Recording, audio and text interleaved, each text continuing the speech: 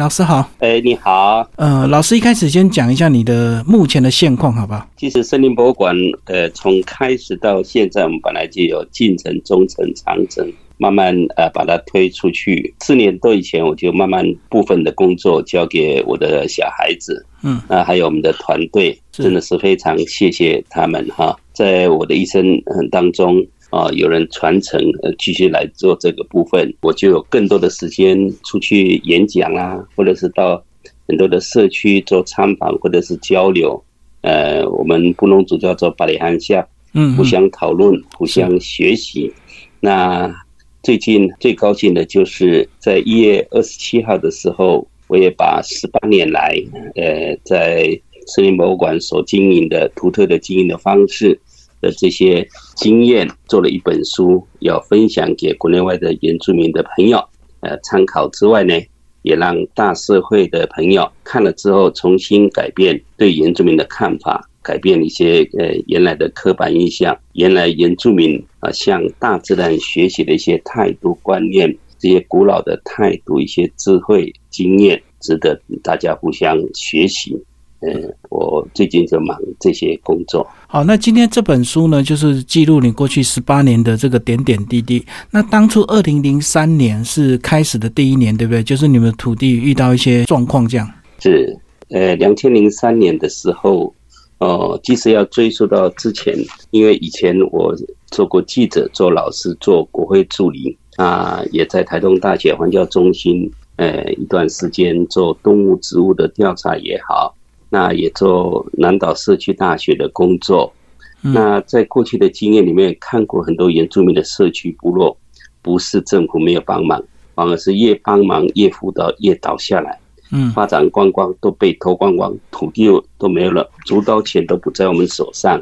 我发现了我们自己同胞也要自己反省一下，不会的用悲情跟残障的这些希望人家来帮忙，实际上自己的部落自己的家乡的土地应该是要自己主导权都要掌握在自己的手上。更何况像我们原住民本来就有，在过去我的经验里面看过接触这些耆老长者，他们是我们的活字典。他们过去的对山林的知识一些经验，还要如何盖传统的房子怎么样对人做事的这些经验，我都认为是一个我非常肯认，这个才是我们的宝。所以在2002年的时候，我们部落花东纵谷要花4900万以上的钱要开发，然后他最后开发之后呢要委外经营。那跟我们对面的红叶温泉一样，那个有温泉或者这些地方都发展起来，主导权都不在我们手上。所以我们部落好几个朋友长者或者年轻人起来抗争，成功的把它抢救下来。我们哪里知道在2003年有财团要把我们部落上面的原始森林那个巨木群要买下来，要做灵骨塔、做庙、做度假村的时候，真的我非常的紧张，到处借钱，甚至把自己的土地向土地银行、瑞农会抵押贷款，抢救这个森林，留住这个土地，作为重建我们家园的一个地方，也是做一个部落重建文化再现的一个基地。所以一路走来就是这个样子。前10年真的是不是那么容易啊！前10年我的房子被查封拍卖8次以上。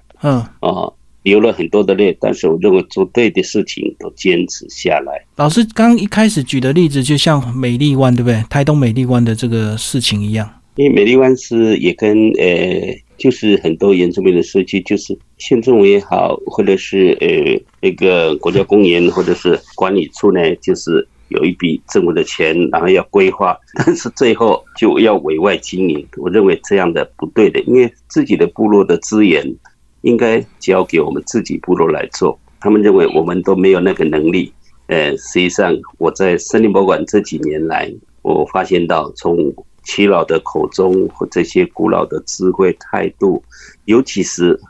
像我们把山或者是这些自然资源当成什么生活的银行，我们的滨乡森林银行的概念，我实现在森林博物馆的时候重新找到我们自己原住民在这里的位置，这样。好，那在书里呢也有写到你们后来现在的一个现况，就是你们有一些一日的体验，对不对？就是用你们最传统的布农的一个生活。我们不管来自哪里的朋友来到森林博物馆，我们称为一日布农族，然后在这里体验有半日游、一日游，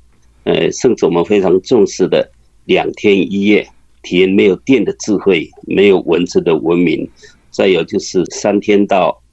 1个礼拜的那个专案，就是山河的体验。因为布农族我们住在山上，我们是山林的思维，我们把山当成是爸爸，河里是妈妈，在山河之间孕育出我们族群的生命。我们有这样的一个理念来推出去，让所有来的朋友来了之后会喜欢这个地方，甚至希望自己的小孩子也来到这里。我们一直在做这样的一个工作。在书里有讲到你们对一开始的这个收费以及人数都有一些规划跟想法，也有一些这个调整，一直走到今天。一开始怎么定位啊？一开始真的在我们身为原住民当初来10个20个要收费的时候，我们真的不好意思。因为在我们的传统的社会里面，我们没有说朋友来我们就要给他收钱这样，但是要考量我们也有请人，还有我们的这些菜啦或者一些成本。那第一次来，第二次说前几次来的人来20个，我们太高兴了，我们自己杀鸡然后弄了很多的菜，结果都超过那个成本因为一个人好像是200块还是250。那个都超过成本，也还不好意思跟他热情过度，要钱就过度。那最后慢慢想一想，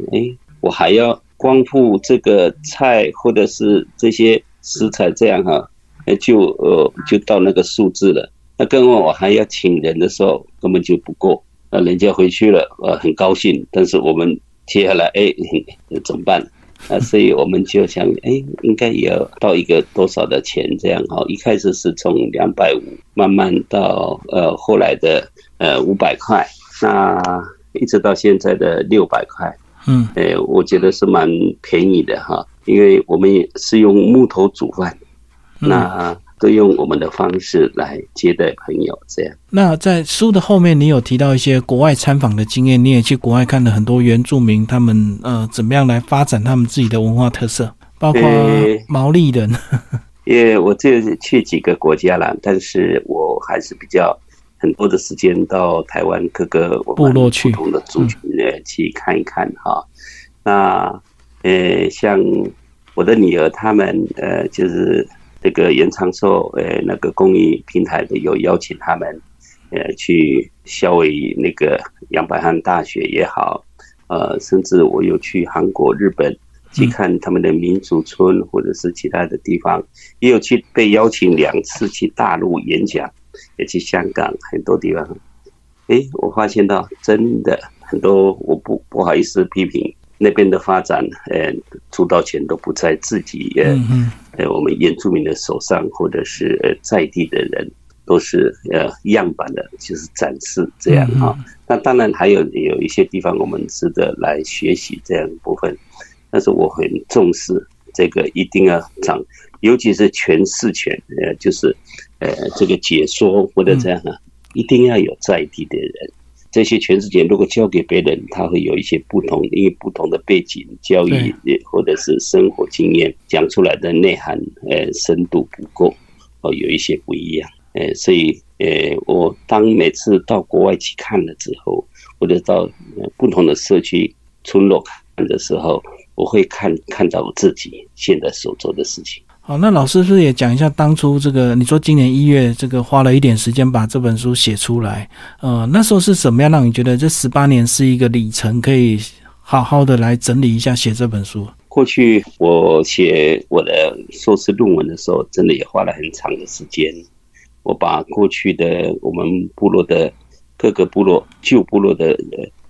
位置，甚至迁移史、家族的迁移史、族群关系，都是用访谈部落的耆老长者，将近有200-300个那这些到现在还活着的没有多少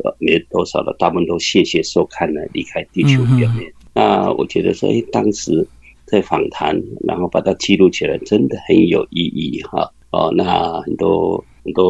这些年轻人，甚至读研究所的，都会从图书馆可以看到，以前我们所访谈的。那森林博物馆这个部分，我们一路走来，就是真的很感谢很多人的帮忙。我们也希望把我们这边的过去所做的工作，要分享见证给很多的原住民的同胞。甚至很多的朋友或者认同这个工作的朋友，所以刚好在5年前，我就开始有这样的一个想法。之后呢，一直都没有时间，然后就慢慢把一些过去的相片资料一直在整理。最后在2年前呢，我透过我的大女儿找朋友，找刚好台东精英中学的郑辉老师他说他愿意来协助。所以我就口述然后他来整理将近2年来，我改了好几次我一定要到那些味道，真的是终于在尤其是这段时间都是在刚好是疫情，对，也刚好好机会才有时间，就是一直在整理啦，或者是接受访谈啦，这样所以我很高兴，今年1月份就出了这本书，一出来，第一版好像很多人抢购，也有人我有听到愿意出5万块、10万块买这本书，要给机关、学校，甚至他的朋友来帮忙的所以我太谢谢这些朋友的一些帮忙或者是一些支持。好，老师在访谈过程中多次讲到这个部落主导权的一个重要性，为什么你会那么在意这个主导权？因为有时候这个商业行为，它必然对方投资，他就本来就想要抢主导，过去很多这个发展都是这样子啊。那我有几次我还当记者也好，我到红叶那个少棒国小那地方，结果很多旅行社的朋友。那些带的时候，或者导游，或者是那个，他说：“你看这些相片，这些人都死掉了，都是酒鬼。”那怎么可以？我身为原住民，尤其是我是布农族，是这边的人，怎么会是你来解说这样？然后，他们现在开始有电了，或者是那个很多刻板印象的，就奇怪，怎么是这个样子？还有，从过去我还没写论文也好。或者这样，过去看些书啦，或者文献，我们自己的历史都是日本人帮我们写出来是不是我们自己的人来写出去？所以我觉得是很奇怪，因为有一些偏差。所以我坚持就在森林博物馆这个部分，如果导览解说，不管是导游老师来，或者是游览车小姐来，或者学校的老师来，我们希望他们尊重。由我们来解说来分享，尤其是结束之后体验1日或者是半日游之后，我们结束会让大家有一些新的分享。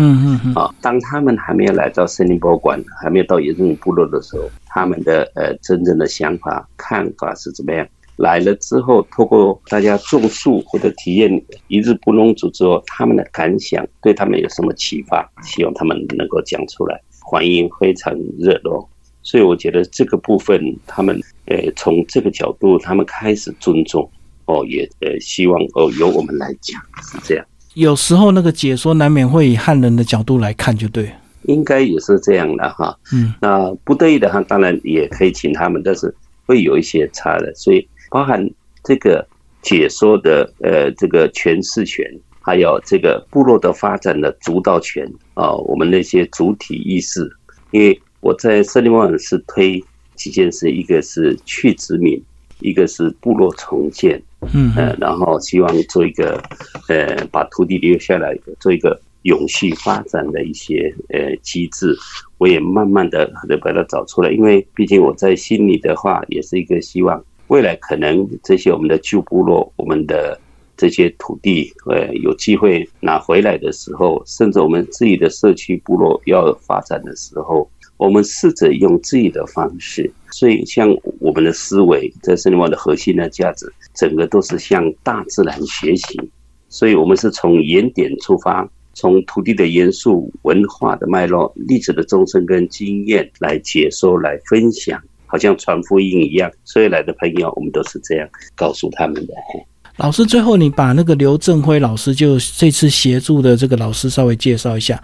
一切都是因为这个延长寿的公益平台，你们去接触吗？这个都有关系哈，因为刘老师他是比较有自己的概念，他过去也写了很多的书，也去过卢安达很多国家、很多的社区，更何况他也有一次在